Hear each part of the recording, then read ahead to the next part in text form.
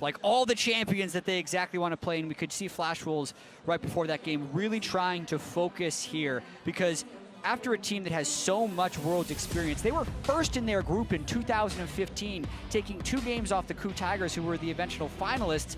Fell off last year, were 2-4 in that group with some tough losses down the stretch, and to go from 4-2 to 2-4 to 0-6 would just be a devastating fall. So even though they are eliminated, they want to have a good showing here.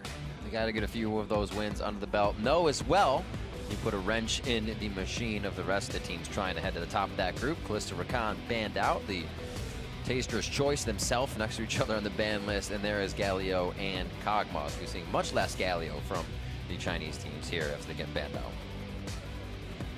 Yeah, you can see fairly bottom lane focused bans once again with the Kog'Maw and the Rakan going away.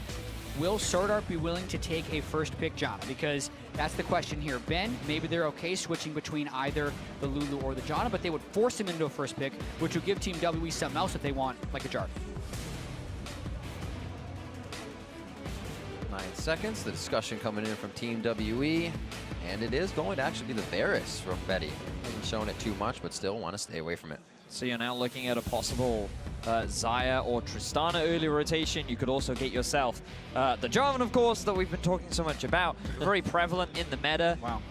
But it will leave open the Janna, and I'm sure Flash was more than happy to take the Lulu on their side, but that's just the trade in terms of preference that we've seen from so many different teams. Yeah, and we know that Team WE prioritizes the Janna, so it's interesting here taking the Jarvan, because Karsa played it in the last Flash Wolves game at the very start of the day, and wasn't very effective on it. So still trying to put priority probably where their practice was and going for the Jarvan. Also having the Lulu on that side makes it nice. You go in, you get popped up. Janna's not just pushing you around or giving you heals. I like having that synergy of the knockups. Yeah, it better facilitates the engage as well from the Jarvan, because we've seen it paired up with the Shen too, and it can be a very effective engage. But now Team WE, they're looking for a potential jungler. Gragas is the immediate one that comes to mind. Condi did demonstrate his proficiency on the champion during the play-ins, and I'm sure that he would be more than happy to pick that up. But Team WE also looking at something like the Tristana, unless Flash Wolves take it away right here. Remember, Trist often considered a great pick into the Jarvan as well, because when he goes in, Tristana just knocks you back out again. What was that, Boop? Beep boop. Okay, a little I don't know what it is. That is the interaction that happens between a Jarvan I'll be and a listening Trist. for that. Yeah. Karsa locking in that Xayah for Betty. He'll have a bit of a carry game if he can get to that position, and the safety of the Lulu as we expect. Yeah, now we get to see the texture of this Team WE composition. If they don't pick an AD carry here, obviously Trist will be banned out, and they'd have to go with something a little further down the totem pole. But the Trist makes perfect sense in this scenario. Oh, are they actually going to go for the Caitlyn once again? We saw its success work beautifully last time. Oh, man, because it's not necessarily the same level of bully matchup up against the Xayah. That just shows a lot of confidence in the pick. They can still be doing the whole siege composition again, but their hand was shown from the last game. If Flash Wolves wants to block it, they just throw their bans at Jason Rumble, and the siege comp goes away. Seeing how the bans file out here for phase 2, right towards the mid lane. Maple gets hit first with that Syndra. 25 seconds to Flash Wolves now. Looking at that comp that's going to try, as you guys said, siege, but also have a good bit of protection from the Janna. So you can't always just commit. What do you ban away from xiye in that mid lane? What do you take away from the top lane even, if they want to choose that Rumble? Earlier in the day, we saw, or last game rather, we saw Shen and Lucian banned away from TSM side towards Team WE. We know that xiye definitely comfortable on that Lucian pick. You don't have to look back far to see his success on the champion. And I'm sure they want to take that kind of comfort off him, but champions like Corki would fit very nicely with this comp. You do have siege, and having that extra bit of poke from the mid lane roamer could also facilitate this composition nicely. I think it's very interesting still that they prioritize it over the Tristana, because the laning phase still could have been pretty good. Just goes to show how much confidence they have in the pick, and just blocking what Flash Wolves has been good at as well, right? Like, even though Flash Wolves hasn't been able to win a game, getting rid of the Rise has been one of Maple's go-to picks. Final one, it's going to be the Jace out of the hands of xiye. I feel like They're that's like, very smart. So they take away actually 2 of the big power plays the last game in Rumble and Jace right at the end there. We were just talking about the Corki. This would also be a big denial away from Maple as well. His most played during the regular season of the LMS, and also shown his proficiency too. Could this be another hover? mean, with banning the Rumble and the Jace, you're leaving open some of the other normal Phase 2 bans like the Taliyah, but they haven't necessarily played great around globals.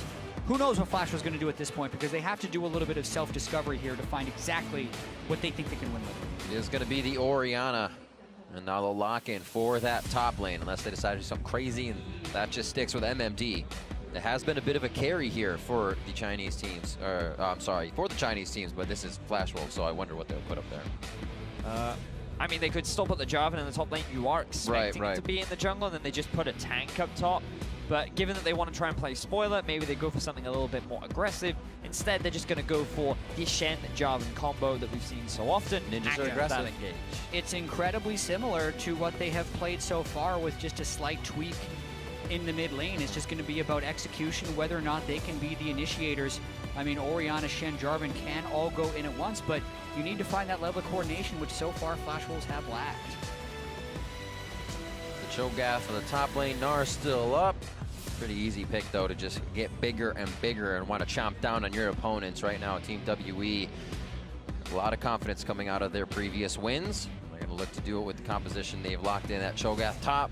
Corki for xiye in the mid this time, as their Rumble and Jace were banned out. Yeah, and essentially this is just Mystic throwing down the gauntlet, saying he can take the turret early on in the game, and they can start that early turret snowball, which has been the way a lot of teams have won. Even when you have the Lulu Tryst, like so many of those 3,000 or 4,000 mid-game gold leads have come from turret snowball, because the rest of the comp is actually late-game scaling for Team WE if you look at the solo lanes. Now, I do feel that one of the big differences between Flash Wolves and TSM is this Shen pick that can be used to force plays around the bottom side of the map. Remember that what we failed to see from TSM was them really trying to answer any of this early pressure, and while they had a lot of scaling lanes that were all being pushed in, it was difficult for the Jarvan to kind of make those plays. But now, if he brings in the Shen, if you have an Orianna to back you up, there are a few early game options that you have, especially towards the bot side of the map. Hashtag FW win, hashtag WE win as we head into game. Flash Wolves, as we said, looking to play spoiler and just need to continue their early game, always finding a hit there, but then letting it kind of just fly away, just dissolves right in front of them, and they can't do anything about it.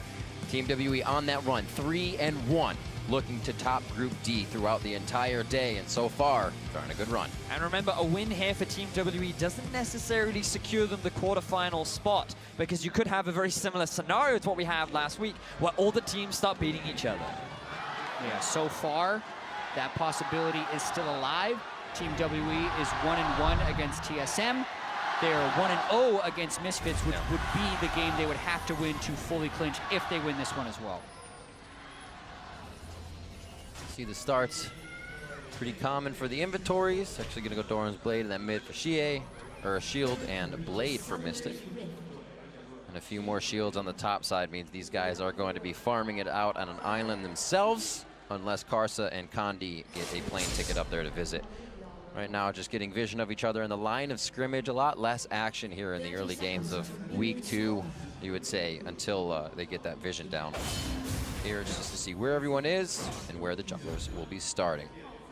Now, Jet, something us casters love to do is point our attention somewhere of where our early game focus is going to be, and I feel like we have to look at the bot lane once again, right? It's the Janna, it's the Caitlyn. They saw Mystic and Ben absolutely dominate Double Lift and Biofrost, last game, and they're going to be looking to try and do the same, but it's a little different this time around because of the Xayah and the extra bit of wave gear that she has compared to someone like a Twitch. Yeah, it is harder to push in the early game Xayah.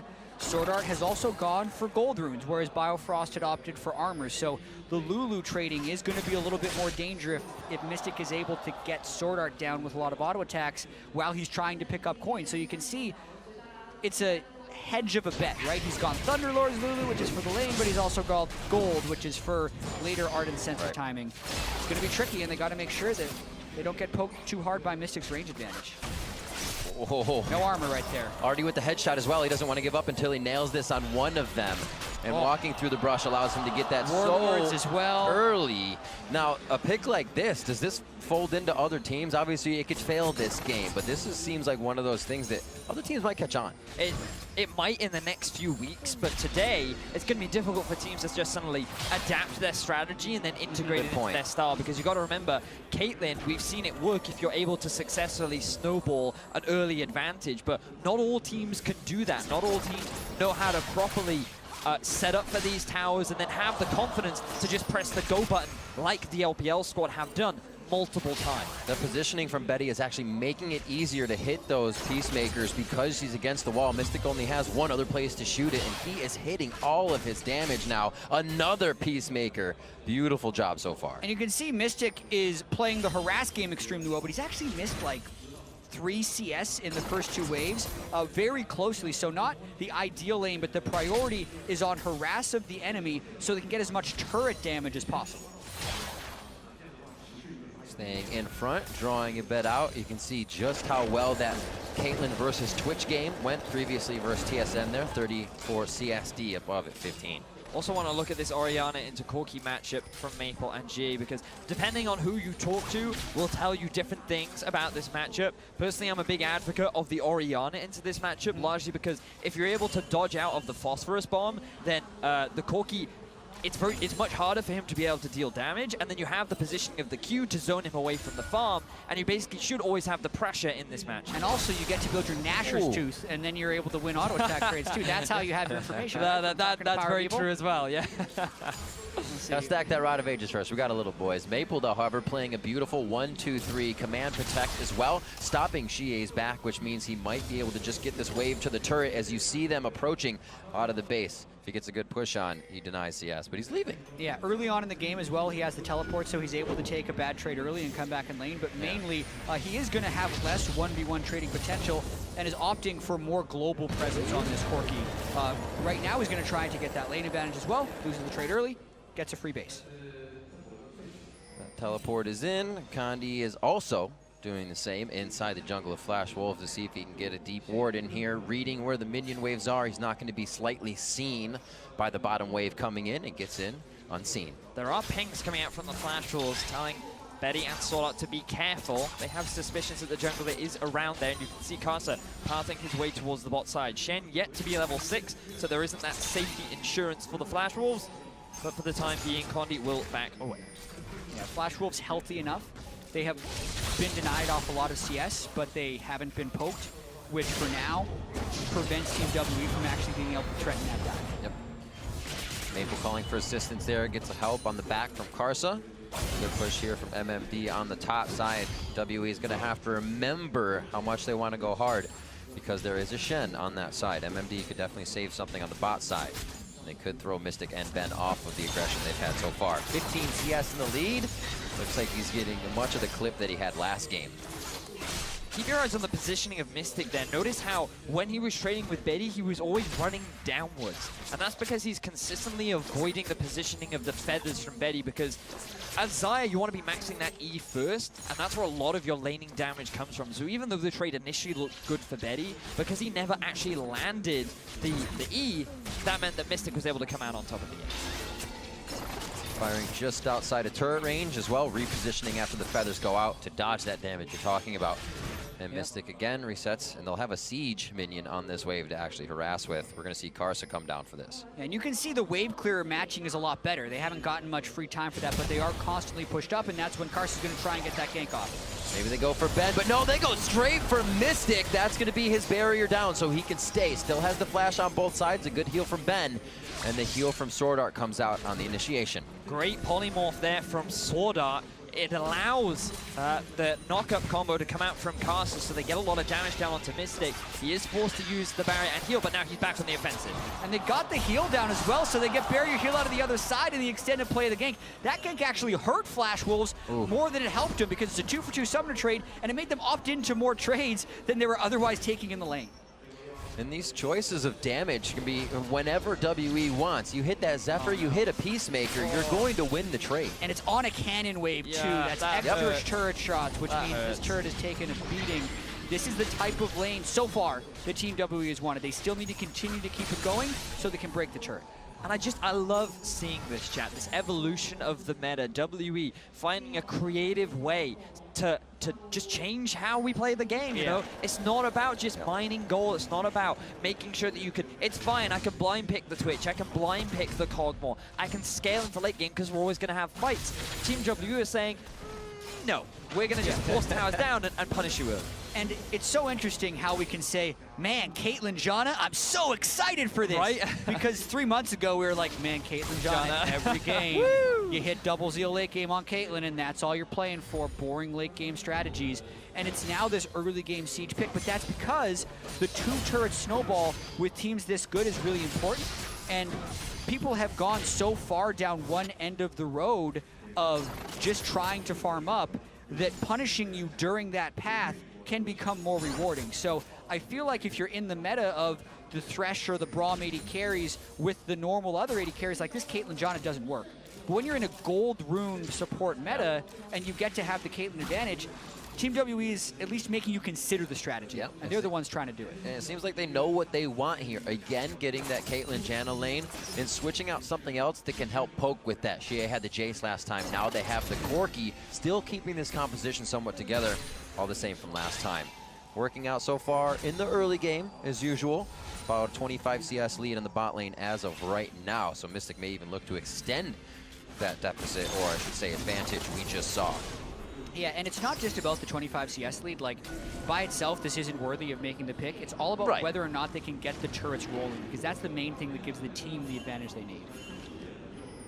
Starting a little bit of bottom coverage for that vision as well. Karsa's going to answer with the same as mid laners return back in Sheen for xiye. So a bit of a power spike here if they do decide to get head-to-head fights going on. When you speak about power spikes, you got to look at level spikes too. Now MMD is that level 7. He has the ultimate primed and ready. If WE try to force a roam down bot, Flash Wolves are in a position to answer. They have to be respectful of xiye having the package, which means he'll get to bot lane much faster than Maple will be able to, on top of the teleport that he has as well. But at the very least, it's something that Flash Wolves can use to try and slow WE down.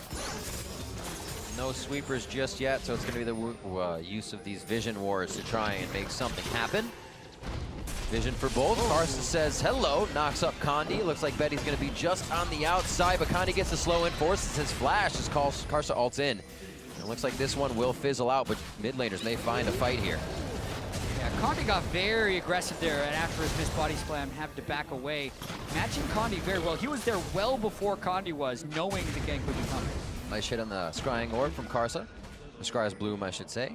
And they are going to figure out that W has a few too many in the river there. They'll back off and keep farming out the lanes. A little bit of early action here, but Flash Wolves, remember, getting that first blood quite a bit. Maybe not this time. xiye looking to continue forcing Maple back. He had a good trade against Maple in the river, which now results in him being relatively low. Only the Sword Boots going for that early tier 2 so that he can try and match some of the roaming power that xiye has. Also haven't mentioned yet that an Infernal Drake is on the board with pushing bot and pushing mid. WE have their eyes on. Yeah, the steal is possible. The Shen ultimate could also come in, but no Cataclysm is there for Karsa.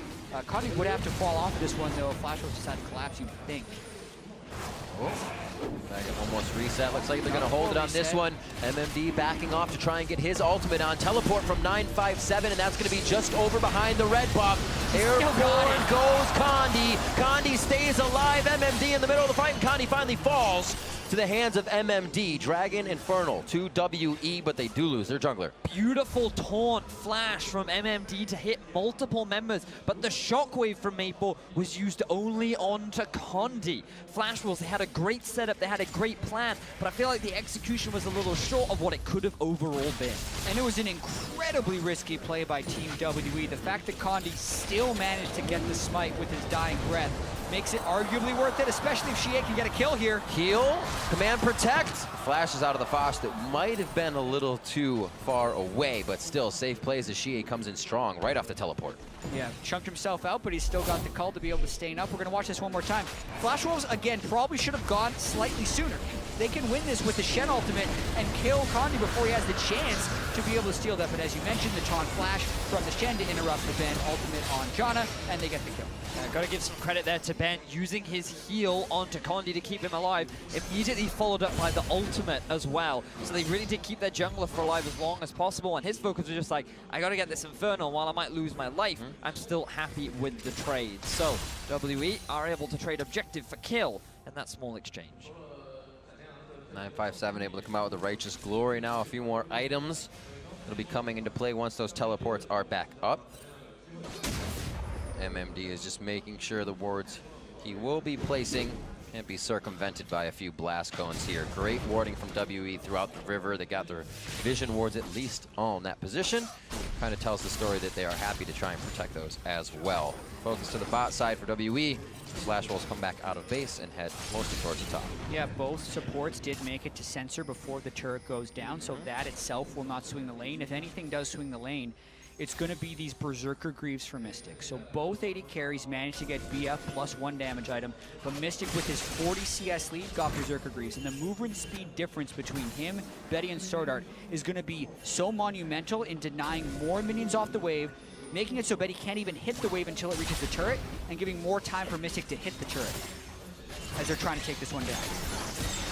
There's that pull through. Mystic now in a big, big trouble. Featherstorm comes out. Betty actually gets pushed to the right side from Monsoon, but that's the heal for Mystic.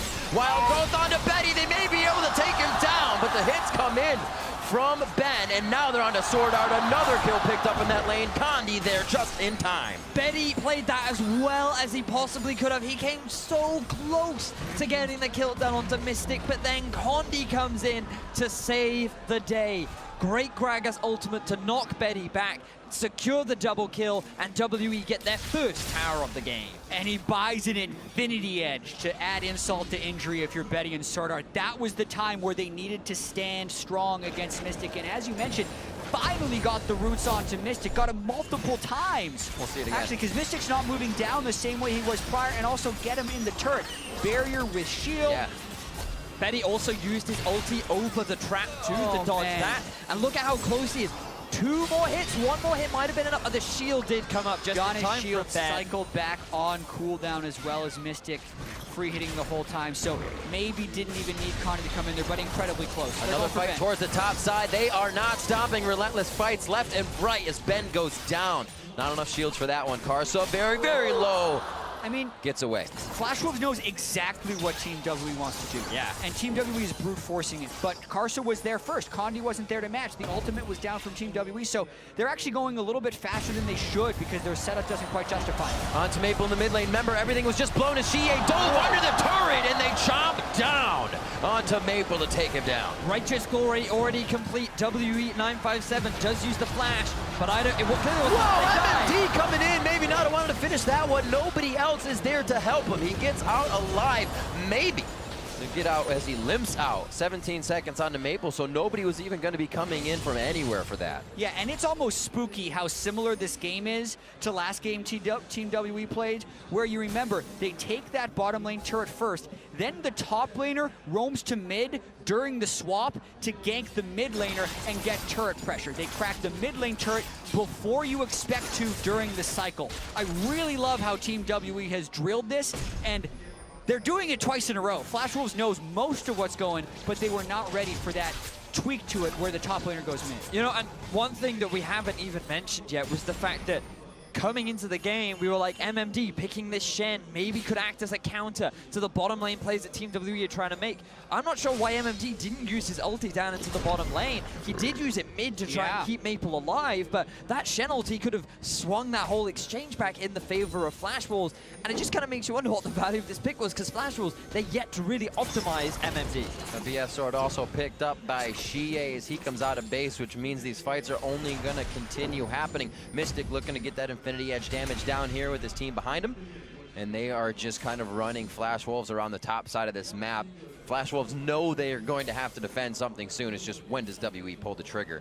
They have been relentless. I feel like WE are already pulling the trigger, right? So we get to look back at the gank up top lane. Karsa using his ulti to dodge out from the knockup of the Janna Q there. They're able to get a bit of vengeance for themselves, but we also have to move back towards the mid lane as Maple. He did his best, but he used his flash in the earlier exchange against xiye. He couldn't buy enough time for the Shen to get in. He gets immediately obliterated. Yeah, the early Righteous Glory as well from 957, making the global pressure answered. The reason MMD used the Shen ultimate there rather than bottom lane is because of the cooldown from the prior fight they had with the Dragon Pit. A very long early game cooldown, and in the current meta, oftentimes fights aren't happening frequently enough for that to matter, but with the way Team WE is pushing the pace, they're actually taking advantage of those Shen ultimate windows. Maple returns back to mid. They finally have wards to keep him safe, at least from everything that's happening from this top side. Condi wants to be there because that's where his bottom lane is now, and they keep this siege going. And it looks like they'll put a lot more protection there as well. Just a Cloud Drake on the bottom, so we'd expect to see Rift Herald getting a little bit of love here along with this top side turret. Pushing up just about half health down. Maple makes himself present as well. Flag and drag out. And it looks like WE is just ready for a little guerrilla warfare here. Try to find some summoners and make this fight even more in their favor. Yeah, just trying to get priority in as many lanes as possible so they can keep going faster and faster here, because there's still a world where they don't have this ultra insane late game team composition. Caitlyn's nerfs were very meaningful. That's why she dropped out of the meta. You need to take as much advantage of this early turret push as you possibly can. Well, MMD seemed to be a little caught out. Valkyrie over the wall. A few more shots should be able to take him down, but it actually is 957. He takes seconds on that one. 957 enjoying a bit of ninja brunch. Is able to add another stack to his list of stacks. List, consumption, I don't know. Either way, it's going to result in a Rift Herald going in favor of Team WE. The pressure will just continue to mount. Another significant goal lead in their favor. Not quite as fast as their game versus TSM, but still just as dominant. Yeah, second champion nom he has had, so he's already stacked up 6. That's the max you can get from minions or monsters. He only gets bigger now by chomping down on the major objectives or on champions for the kill. So 8 stacks already, 18 minutes into the game. Gotta feel pretty good. Shelly towards the top side, helping out WE just a little bit. Remember, the use of that Rift Herald was taking down an inhibitor turret last time. But you can still see the pace of the game in favor of Team WE. Oh yeah, this is not going as well as it did against CSM. I think Flash Wolves have actually done a lot more in the early game to preempt some of the moves by Team WE, but they are still falling fairly far behind the pace. 5,000 gold. Yeah, looking at that, 30, is it gonna crest 35.5 to 29.4. And we see 3 turrets in the favor of WE. After that happened, they took down a few more turrets, so their spike in gold is also a little slowed in this game, but they're still finding their openings. Yeah, and they can still siege with these Jhin composition. It's just a little bit different. Like the Jace poke is a much more early game spike poke than the Corki poke. Much like the Cho'Gath and the Rumble, just have very different functions in team fights. But they're using 957 extremely well this game as a ganker with the Righteous Glory on Shen. Roaming Cho. Oh yeah, the dinosaur on a mission. Now, Team WE already 3-1. We talked about what it means for them getting that 4-1 position. It doesn't quite mean that they've locked in that quarterfinal spot. There's still the possibility of a tiebreaker, depending on how they play against Misfits, which I believe is at the very end of the day. But correct. Mystic now going for a 1v1. Wild Growth onto Betty. Cass is going to slow them down, which means Mystic hits more of his shots and Peacemakers. And the teleport comes in. It looks like they are just going to go ahead and pressure this one. They may not know that xiye is going to be there. He stops his teleport to higher in the top lane. There's no flash on MMD. Mystic, he's going for the chase. xiye now going to come out from mid. Just going to Valkyrie over the wall and get his hands into this pie. He stays. They're pushing mid lane a little bit. Nice shockwave to stop the fight, but Flash Wolves has to use so much with Team WE still knocking on that front door. And the final shots in for MMD. 40 seconds on the clock so far. It looks like mid turret could be Team WE's. And all their stuff is used defensively. WE had to use almost nothing right there. Now they just get to 5v4 siege this turret with the giant 9-stack Cho'Gath in front. Bot lane and top lane are nowhere to be seen for minions, so this is all about mid for Team WE. That's where their focus is. It was for Maple. Now they're on to Condi with a bit of a mistake here. They greed past the inhibitor turret, thinking they have it.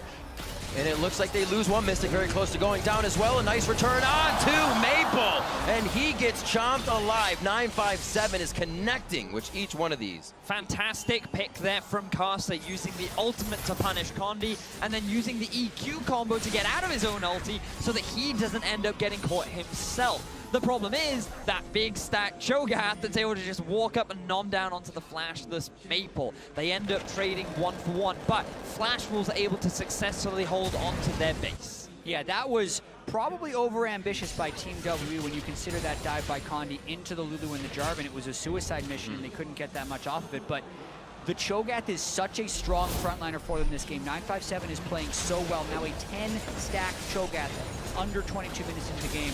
Watch one more time. Condi just missed. Yeah, he missed.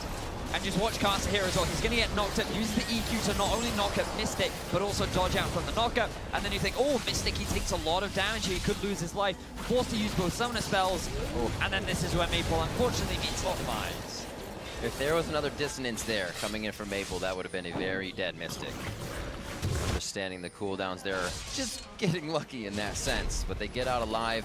Nobody has the summoners they had going into that fight. That's what starts to make these fights with core items a little bit more dangerous.